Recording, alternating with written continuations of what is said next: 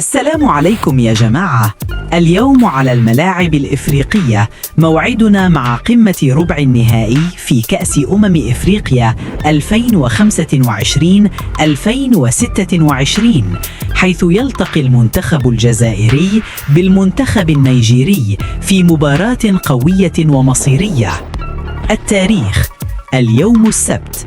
القنوات الناقلة: يمكنكم متابعة المباراة على BN Sports وفي الجزائر عبر التلفزيون العمومي لتعيشوا كل لحظة من الإثارة والتشويق. مباراة مليئة بالحماس والندية. منتخب واحد فقط سيتأهل إلى نصف النهائي، فهل ستكون الجزائر أم نيجيريا؟ استعدوا لمهارات نارية، هجمات سريعة وأهداف محتملة من أول دقيقة، فالمواجهة على أشدها. التوقيتات حسب البلدان: المغرب والجزائر 5 مساء، تونس 6 مساء، مصر 7 مساء، السعودية 8 مساء.